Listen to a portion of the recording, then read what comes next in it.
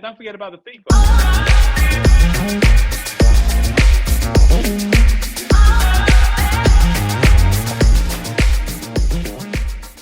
Said, what would be your starting 5 books that you would recommend to someone, either read or audiobook? Would you recommend to somebody? The one I'm reading right now is Why by Simon Sinek. Is the author of that, and that's a really good book because it talks about, you know, why you do things. A lot of people want to say what they do, and the reality is no one really cares what you do or your accolades and all that stuff. They really care about why you're doing it. Look, what do we do? We're doing a podcast. But why are you doing it, man? Because I've already seen why you're doing it. You're trying to make a bigger impact, not just in London, but in the country, man, and help people understand the bigger picture, man.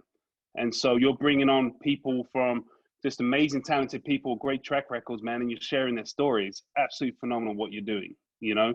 Thank you. So big respect to you. So that's a really good book. Second book is Grant Cardone. I read his books. He's in the sales industry. It's called 10X, you know. I have to get that now. Literally. Everybody, what I'm doing is everyone who tells me their book list, literally, I'm buying every book. Literally, every book. And I will read every book that I've interviewed so many people, and I will read every single book, literally, that everyone recommends, basically. But go on, continue. 10X is a phenomenal book, man. And it really talks about goal setting. So let's just say you want to do your goal for 2021, just easy math, is 10 podcasts. You want to do 10 great podcasts. Well, would you agree when we set goals, we often fall short, right? We often fall short on our goals. It's just how it is. Mm-hmm. So 10X that goal. Instead of doing 10, go ahead and say, you know what, I'm going to do 100. I'm going to do 100 podcasts, because you're going to fall short on that goal too. But which one are you going to achieve more on? You know, so that's kind of what the book's about. And honestly, it's the only reason why I'm sitting here right now. This is the insurance company, State Farm, that I represent. I own my own insurance business right here. The only reason why. Yo, wait, no, don't. We're not doing that. Congratulations, bro. That's big. The way you just skated over that was just like, I know you're humble and whatnot, but no, that is big, really, really big. And I didn't even appreciate it, man. I knew you did sales, but I didn't know what the level was until you know. I saw. I was like, huh? I was like, okay. But I have to congratulate you on that. That's big, bro. Continue. Thank you very much, man. And just anyone listening, man, it's never too late, okay? And don't let people label you, because I barely scraped through with C's, and I wouldn't have done that if I wouldn't have had my older brother, you know. I didn't think I was the smartest guy in the room at all. But bottom line is what you think about is what you become, you know? So just like that 10X book, I had to think on the bigger picture, put bigger goals out there and all that stuff. And for me, it was, yeah, you can make all this money doing finance in the car business, but what's the point in making all this money if you don't have time with your family? You know what I mean? You know, what's the point in that? You know, so I left the car business to start an insurance agency, went back on food stamps, literally. Like my wife was supporting us for the 2-3 years we launched this place. And now I'm far beyond where I was, but it's not about the money. I've got more time on my hands now. You know, I can invest back in my community. I can help other people. I can help other basketball teams. I can help the underprivileged kids, you know, and all that stuff. So that's my why, you know, when we spoke about this, man. Yeah. Go ahead, brother. Go ahead. What you said right there, I always quote Jay-Z, always. How can I help the poor if I'm one of them? Yeah. So until you earn, and I'm sorry, some of you don't want to hear this, but until you own your own business, you will always be working to help somebody else live their dreams. And you won't be able to live your life on your terms. Whereas if you own your own business, you wake up in the morning and you don't feel like you're doing work. You're doing something you like, you have a career. And also it's a great feeling to be able to put somebody else on, because now you're giving back. And that's what it's all about. When you get to a position where you can give back, and that's in all walks of life. You don't have to own a business to give back.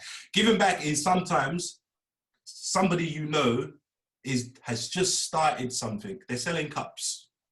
Yeah. You go and buy love it. You go and buy a cup and you say to them, so true. I love your cup. Well done for this cup. And you know what else you do? You take a picture and you say, hey, Billy's just sold me this cup. And you know what that does for Billy's business? It's a lot better for you to do that for Billy than actually buying the cup, because now you're showing other people Billy has nice cups. But I'm just saying, it's like supporting, giving back, you know, even a compliment. Telling someone something nice when you see somebody, a stranger, smiling at them. Yeah. We always think third-party validation, yeah. We always think it's about money, and it's not always. And the only reason I'm having this conversation right now is because he's brought this out of me. But yeah, it's not always about money. Sometimes it's just about being nice to somebody, and not nice because you want something. Just nice because you can change the vibration in somebody else, and that goes on to the next person, and the next person, and the next person. I'm going to stop right there. Okay, your next book. No, what you're saying is true. You know, people that are reading this, man, I don't care, make a soundbite out of it or whatever. You know, put a comment down, share the deal. You know, like it. Let mans know what you want to hear next time on the next show, or who you want him to interview. Give him some feedback. That's going to help him. That's going to help his business, et cetera, et cetera. Please, you know, please. You do it, yeah. So, 10X, 100%. 10X by Grant Cardone. Mm-hmm. And then after that, you got 3 more books, I think. So Strength Finder 2.0 is a really good book. I don't know who writes it. It's an easy read, and at the end, you take this little test. So Strength Finder 2.0. And what the book talks about is a lot of people want to talk about, you know, how you make your weaknesses better instead of focusing on your strengths, right? So if you've got someone that has some weak attributes, you try and help them, you're just going to move them up to weak to semi-weak, right?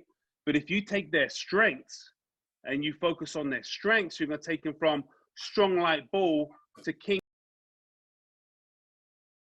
the great up in here, okay? And so that's what that book talks about, man. And so the Strength Finder 2.0, you take this little assessment at the end of the book. You can look. Work smarter, not harder. Take the assessment. Yeah. Take the assessment, and then it tells you what your strengths are, so you can tunnel in on them strengths, man. You know, so that's what I do with my employees. I've got employees here, got 7 employees. I help them take their strengths, you know, up instead of wasting our time on our weaknesses. We all have weaknesses, right? One of my weaknesses is that I'm not great on the details. I'm just not. So I hire people that are really good on the details. You know what I mean? So that's a good one. Another one, I've kind of mentioned this a few times, and it's a really big book. I only got through maybe the first half chapter. It's called From Good to Great, right? From good to great. We always talk about being good, but how do you go from good to great?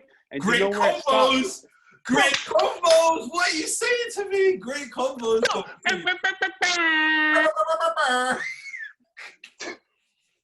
They got me crunk in here, man. Still, I meant to relax. I know. This is me, bro. I'm telling you. Golly. Like, this is me in the morning. Yeah, you got me crunk. Yeah, go ahead, dude. Go ahead, bro. Go on. So the book starts in the first chapter, and this all of us need this, right? Mm-hmm. The book starts about, do we have the right people on the bus, right? So before we even drive, look in your life, right? Do you have the right people around you, man? Because the reality is, you've probably got some negative people in your life. Sometimes your family members cutting you down. Dude, sometimes it's the closest people to you. Exactly, your friends.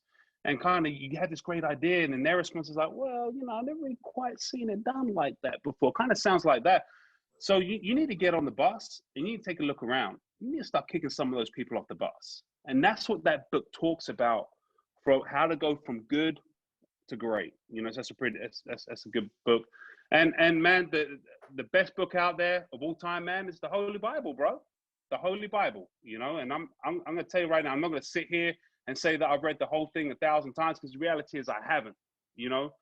But that is where the true wisdom, the true knowledge, everything you need to know is in that Bible, man. And I give all glory to God in everything that's happened in my life, my family's life. You know, I'll give you 50 different examples, but save it for another great convo on how he's impacted us. But definitely. You know, I'm here for the God talk, bro. I'm here for the God talk. Trust me. I'm here for the God talk, the spiritual talk. I'm even here for the people who don't believe in God, because I love to learn. Yeah. I love to understand, and until you understand, you are just making assumptions. So moving on to